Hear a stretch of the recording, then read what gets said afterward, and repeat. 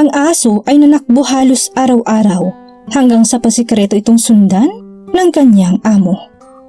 Masaya sila na makapag-ampon ng may edad na aso sa kanilang pamilya, pero hindi nila alam ang magiging resulta nito para sa kanila dahil ang bawat aso, lalo na yung mga naampon, ay may dating buhay kasama ang dati nilang tagapag-alaga.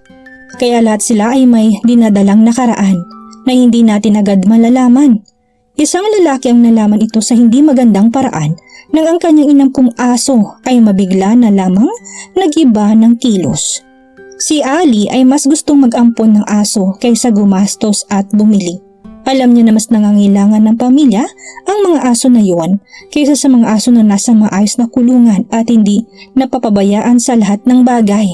Kinuha niyang aso na si Cesar na siyang aso ng kanyang ama, kaya't sigurado siya na magiging mabuti ito at masunuring alaga. Dapat siya at mapagmahal. Ang magagandang katangian na hinahanap ng iba sa isang aso ay nasa sa kanya na. Mabilis naman ding napalagay ang loob ni Cesar sa bago niyang magiging pamilya, hanggang sa isang araw ay gumawi na lamang si Cesar ng isang bagay na talaga namang nagpabaliktad sa sikmura ng kanyang amo sa kaba. Dala nito ang pag-aalala sa kaligtasan ng kanyang alaga sa bawat araw. Sa tuwing papasok si Ali sa trabaho pag umaga ay siya na ring takas ni Cesar papalabas. Hindi malaman ni Ali kung bakit tila nagpapahabol pa ang kanyang alaga. Gayon din kailangan na niya makapasok agad ng trabaho. Ganun pa man ay wala siyang dapat pagpilian. Sa trabaho ay malayo ang isipan ni Ali dahil mas lamang sa puso nito ang pangamba kung napapano na ang kanyang alaga. Kung minsan sa kanyang pag-uwi ay sinasalubong na siya ni Cesar, pero napapaisip pa rin siya kung saan ba ito nagpupunta tuwing umaga. Pakiramdam din niyang natatraidor siya ni Cesar dahil sa paglalabas-labas nito ng sapilitan na wari mo may iba itong pinupuntahan. Hindi naman din nabanggit kay Ali ng kanyang ama ang ganitong pag-awi ni Cesar, kaya malamang na inugali lamang ito ng aso nang napunta na ito sa kanyang pag-aalaga. Nangako naman si Ali na magiging isang mabuting amo at kaibigan para kay Cesar. Mas madalas na ngayong bantayan at paglaanan ng oras ni Ali si Cesar, na madalas pa siyang makipaglaro ng fetch dito sa parke. Ang gusto lang ni Ali ay ang pagkatiwalaan siya ng buo ni Cesar. Ilang linggo din pinagtuunan ng pansin ni Ali si Cesar, kahit ang naging resulta ng lahat ay parehas lamang. Kailangan masolusyonan ni Ali ang problema ng kanyang alaga at isa lamang ang naisip niyang paraan para magawa yun. Ito ay ang malaman kung saan nananakbo at nagpupunta si Cesar tuwing umaga. Plano niyang sundan ito ng pasikreto. Nakatira si Ali sa bayan ng Bursa sa northwestern Turkey. Isang maliit na komunidad kung saan normal na magkakakilala ang mga tao. Kaya naman naruroon ng lahat para suportahan si Ali sa kanyang problema. Kahit pa may iba na tila walang pakialam. Madalas dalawin si Cesar ng animal control team para magsagawa sa kanya ng pagsusuri. Dito, malinaw na pinahayag ng animal control team ang bagay na bumabagabag sa aso na nang madinig ni Ali ay nagtaka ito ng bigla. Ang aso umano ay madalas lumisan dahil sa pagkairita at takot na malamang umano dahil sa pang-aabuso at pananakit. Si Ali na paghinalaan pa sa bagay na kailanman ay hindi niya ginawa dahil sobrang pagmamahal niya kay Cesar.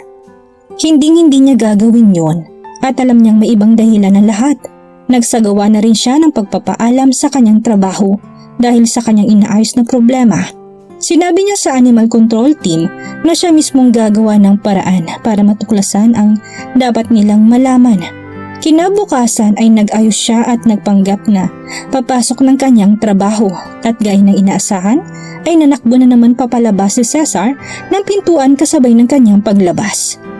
Dito na niya ito pasikretong sinundan at nang malaman niya kung saan napunta ang kanyang alaga sa bawat araw sa loob ng ilang linggo, pilit siyang dumistansya para hindi siya mahalata ng kanyang alaga.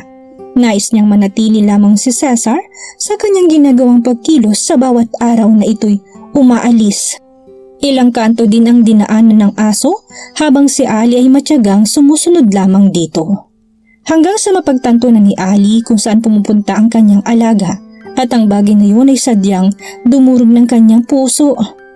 Nasundan ni Ali si Cesar sa sementeryo kung saan huminto ito sa isang partikular na puntod. Ito ay hindi mapaniwalaan ni Ali. Ang kanyang alaga ay mas napatunayan niya ngayong tapat at tunay na mapagmahal. Walang pagod pala nitong dinadalaw umaumaga sa bawat araw ang dati niyang tagapag-alaga at kaibigan na walang iba kung hindi ang ama ni Ali. Ang 79-year-old na si Muhammad Ilaan at si Cesar ay may matinding koneksyon sa isa't isa na kailanman ay hindi maunawaan ni Ali. Sa libing pa lamang ni Muhammad ay hindi na mahiwalay sa kabaong nito ang kanyang alaga. At alam yun ng lahat ng taong naruroon na naging saksi din sa maganda nilang pagsasamahan. Bago mailibing ay pumesto pa sa harapan ng kabaong si Cesar at nakaupot na kayuko na parang lumuluha. Walang makahawak at makagalaw kay Cesar noon hanggang hindi pa tuluyang naililibing ang kabaong. Binantayan ni Cesar ang kanyang amo hanggang sa huling itong hantungan, pero ang pangungulila nito sa puso ay naiwan at hindi nawala na naging dahilan sa pagbabago ng kanyang ugali. Bagamat ang aso hindi naiyak na parang tao, ay kaya pa rin nilang magpakita ng kalungkutan. Makikita mo din naman yun at madarama mula sa kanila. Kahit pa namumuhay na ngayon si Cesar sa piling ni Ali, ay namimiss pa rin ito at nasasabik sa kanyang dating amo ng sobra. Ang ginawa ni Cesar para kay Ali ay hindi lamang nakakamangha kung hindi nakakaantig puso. Ang mga tao sa sementeryo ay nagpahayag na ang ginagawa ng aso tuwing umaga ay ang dumalaw sa puntod na yun at manatili ng ilang oras. Nang araw na yun ay magkasama ng nagpakita ng pagdadalamhati ang dalawa sa nawala nilang mahal sa buhay. Hindi alam ni Ali kung hanggang kailan dadalhin ni Cesar ang pangungulila sa kanyang puso. Ang alam lang nila ay kinakailangan niyang magawan ito agad ng paraan. Alam naman niya na matalinong aso si Cesar at masunurin. Si Ali ay nanindigan naman na kanya pa rin niyang aalagaan. Sa bahay niya pa rin ito titira at hindi niya ito kailanman pababayaan. Nakahandang gawin ni Ali ang lahat para mapawi ang pangungulilang nadarama ni Cesar. Hindi na din ganun kalakas kung kumain si Cesar kaya dumating na rin sa punto na sumakit ang tiyan nito. At agad naman siyang dinala ni Ali sa vet. Ang vet naman, nalaman na rin ang problema ng dalawa, ay nagsabi muna ng kanyang pakikiramay bago tignan ang aso. Nangangamba si Ali na baka dumating ang araw na hindi na kumain si Cesar sa labis na pangungulila at hindi yun nahayaan na mangyari. Sinabi naman ng vet na kahit ang aso ay nagdaraan ngayon sa isang emotional trauma. Ang survival instinct na isang aso ay hindi hamak na mas malakas kaysa sa tao. Kaya't malabo na hindi kumain hanggang sa siya ay mamatay dahil hindi sila likas na ganun kahina. Nagpayo na lamang ang vet kay Ali na baka nakukulangan lamang si Cesar sa pag-aalaga niya lamang. Kung bakit hindi siya kumuha ng isa pang alaga para makalaro ito na baka sakaling makatulong sa kanya. Ang idea na yun na hindi pumasok sa isipan ni Ali noon. Pero may punto nga naman ng vet kung tutuusin. Likas na mapaglaro si Cesar kaya't magandang magkaroon din ito ng magkakalaro sa bawat pagkakataon. Dito na kinausap si Ali ng isang kaibigan na kailan lang ay nakapulot ng isang pusa. Nais niya itong dalhin sa shelter pero inalok na lamang niya ito kay Ali para maalagaan. Gray ang kulay ng balahibo nito na may stripes at talaga namang napakagandang pusa.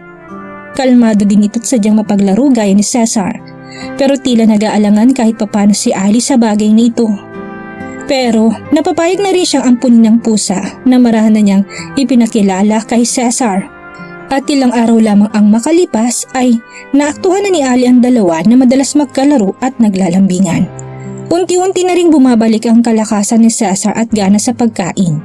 Ang istorya naman ni Cesar at ang pinagdaanan nito ay naging viral sa social media at pinag-usapan ng marami sa kanilang bansa, gayon din sa ilang parte ng mundo. Si Cesar ay nagbibigay alaala sa asong si Great Friars Bobby, isang Skye Terrier mula sa Scotland na naging kilala sa pagpuprotekta sa puntod ng kanyang amo sa loob ng 14 na taon. Isang aso na hindi kakalimutan ng marami at ginawan pa ng estatwa ng kanilang bansa bilang pag-alaala sa katapatan at pagmamahal ng kanyang pinamalas. Ito ay nakalokasyon sa Edinburgh sa Scotland at hinahangaan pa rin siya magpasa hanggang ngayon. Ang katapatan at pagmamahal ng isang hayop ay nagbigay daan na sa ilang pelikula at ilang libro. Talaga namang ang mga asong kagaya ni Cesar ang magpapatunay ng salitang ang dog ay man's best friend. Kuminsan dahil sa pagmamahal ay kaya nilang itaya ang kanyang buhay. Isang katapatan na hindi mo madalas makikita sa isang tao. Simula noon ay nakayanan na rin ni Ali at Cesar ang makalimot at kayanin ang kanilang pangungulila. Maraming salamat po.